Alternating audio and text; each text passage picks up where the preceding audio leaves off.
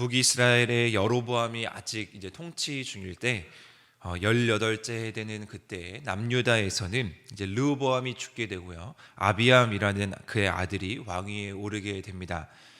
북이스라엘과 이 남유다가 나뉜 후에 왕국은 서로 개선되고 서로 소통하고 그런 것이 전혀 보이지 않고 오히려 이제 계속해서 이러한 분열의 모습이 더 굳어지고 있음을 이제 보여주고 있는 부분입니다.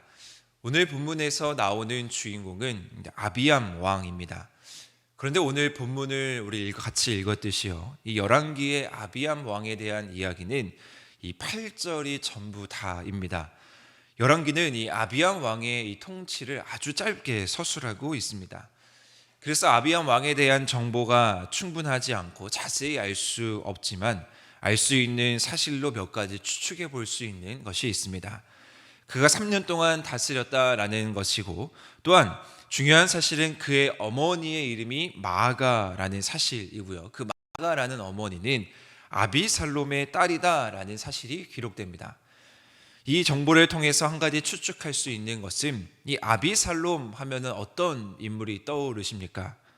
다윗에게 반역을 일으켰던 아들 압살롬이 떠오릅니다. 다른 성경 역대하 11장 20절 이하의 말씀에 보면요, 압살롬에게 마아가라는 딸이 있었고, 르호보암이 압살롬의 딸 마아가를 다른 처첩보다 더 사랑하여서 그의 아들 아비야를 후계자로 세웠다라는 내용이 역대하 말씀에 기록되어 있습니다. 따라서 여기서 등장하는 마아가의 아버지 아비살롬은 압살롬이라고 볼 수 있습니다. 압살롬의 자손인 이 아비암의 모습이 그의 압살롬의 모습과 크게 다르지 않다. 오늘 본문에서 짧은 내용이지만 이 압살롬이 등장하여서 오늘 펼쳐지는 이야기가 그리 좋은 이야기는 아닐 것이다 라는 것을 또한 추측할 수 있게 만듭니다. 따라서 오늘 이 짧은 평가 8절밖에 되지 않는 이 아비암의 이야기는 정확하게 성경에서 신학적으로 어떤 이야기를 내리고 있는가, 어떤 메시지를 주고 있는가를 더욱더 분명하게 하고 있습니다. 오늘 이 아비암의 모습, 짧은 기록을 뭐라고 바로 정의하고 있냐면요, 그 가운데 죄가 가득했다라고 기록합니다. 3년 동안이지만 그래도 짧은 그 기간에 여러 가지 일을 할 수 있었고, 또 여러 가지 왕으로서 업적을 남길 수 있었지만 그런 것들은 일절 기록되지 않고, 그런 것에 성경은 관심을 갖지 않고 그 3년의 모든 행적을 뭐라고 한마디로 요약하냐면요, 죄가 가득했다, 죄를 행했다라고 기록합니다. 이 얼마나 안타까운 일입니까? 왕으로서 존경받고 인정받고 나라를 잘 다스리는 것이 왕으로서 해야 할 일인데 죄만 가득했다라고 평가되고 있습니다. 그렇다면 왜 이 죄에 대해서 오늘 성경은 이야기를 하고 있는가? 그 죄가 과연 어디에서 비롯되고 있는가? 왕으로서 하나님을 잘 따라야 하는데 잘 따르지 못했기 때문에 오늘 성경은 그 죄에 주목하고 있는 것입니다. 그런데 한 가지 주목해 볼 것은요, 이 죄가 그냥 죄가 아닙니다. 그냥 죄를 지은 것이 아니라 이 죄가 아버지와 또 어머니의 계보와 연관지어서 설명하고 있다라는 것을 우리는 또 주목해서 봐야 합니다. 3절 말씀에 보시면요, 아비암이 그의 아버지가 이미 행한 모든 죄를 행했다라고 기록합니다. 짧은 기간 동안에 죄를 다 행한 것도 놀라운 일이지만 그 죄가 분명히 어디에서 영향을 받았냐면요, 아버지에게서 영향을 받았다라고 기록하는 것이죠. 이는 가정의 신앙이 얼마나 중요한지를 우리는 살펴볼 수 있습니다. 가정 안에서 신앙으로 자란 사람과 그렇지 못한 사람에게는 분명히 차이가 있다라는 것이죠. 이것은 왕에게도 예외가 없다라는 것입니다. 왕으로서 그의 아버지가 어떠한 신앙을 가지고 어떠한 모습을 가지고 하나님 앞에서 바로 서고 하나님 앞에 나아갔던 것, 그것을 본받느냐, 아니면 그 외에 우상을 섬기고 이방신을 섬겼던 그러한 모습을 본받느냐는 이미 가정 안에서 다 결정된다라는 것을 우리는 묵상할 수 있습니다. 특별히 5월은 이제 가정의 달입니다. 우리가 다음 세대에 자녀들에게 물려줄 수 있는 최고의 자산이 무엇인지를 우리는 오늘 본문에서 살필 수 있습니다. 아무리 좋은 것을 물려줘도, 아무리 왕국을 물려줘도, 아무리 많은 재산, 좋은 왕궁을 물려줘도 그들 가운데 죄가 가득하다면 아무 소용이 없다라는 것을 깨닫게 됩니다. 우리에게 중요한 것은 아름답게 지금까지 간직하고 애썼던 이 신앙을 잘 물려줄 수 있는 것, 그것이 우리가 물려줄 수 있는 최고의 자산입니다.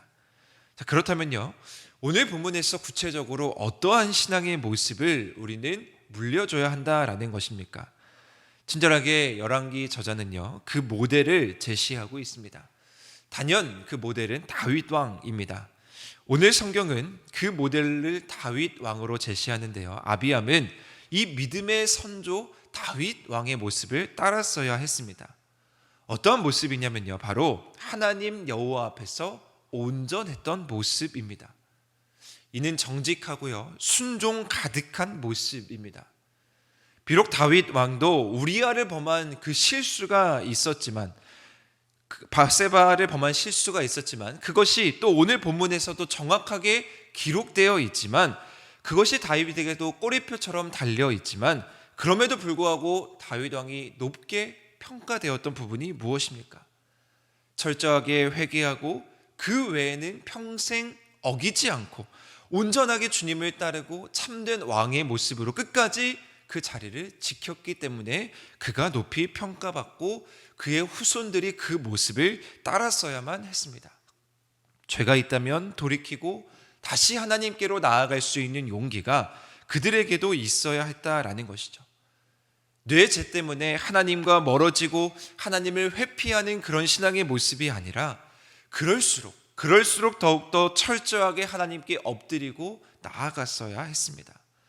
아버지의 죄된 모습을 그냥 물려받는 것이 아니라 그것을 엎드리고 그것을 회개하고 다시 한번 하나님께로 돌이킬 수 있는 모습, 그러한 모습을 다윗을 통해서 배우며 나아가야 했던 것입니다.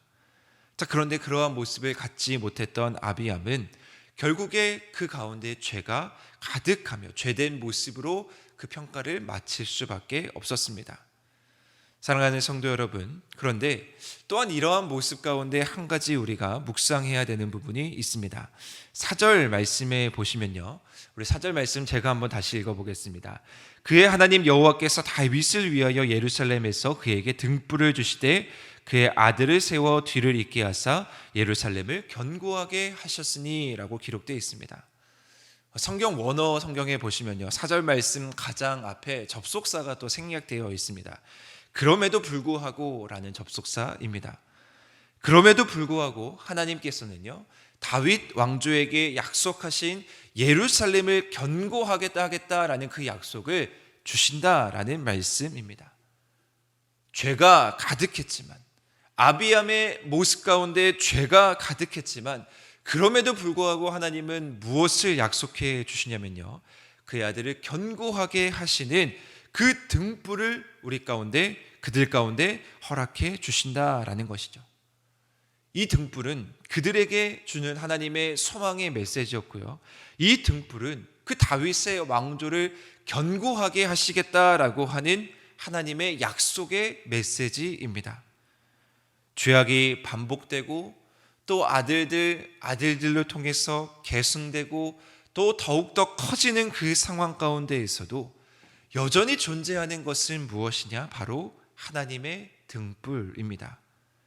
그렇다면 이스라엘 백성들은, 또한 오늘 이 말씀을 묵상하는 우리는 무엇을 바라봐야 하겠습니까?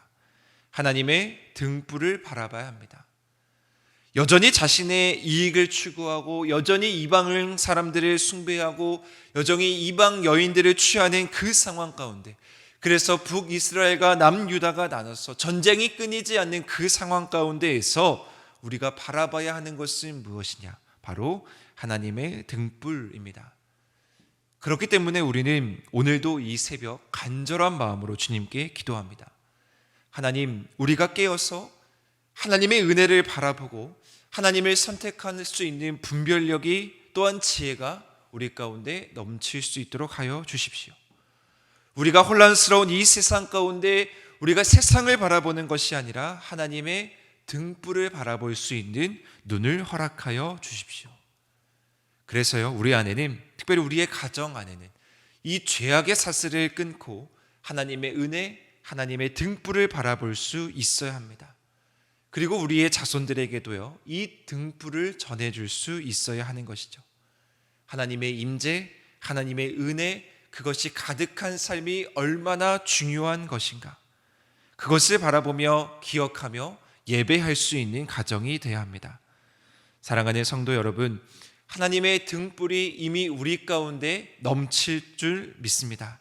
그러한 요소들이 우리 가정 곳곳에 있기를 바라며 우리의 가정이, 특별히 우리의 교회가 하나님 안에서 더욱더 든든히 세워져 나가서 흔들리지 않고 죄악이 가득 넘치는 것이 아니라 하나님의 은혜가 가득 넘쳐서 영원히 견고하게 세워져 나아갈 수 있는 아름다운 가정, 아름다운 교회가 될 수 있기를 주님의 이름으로 간절히 축원드립니다.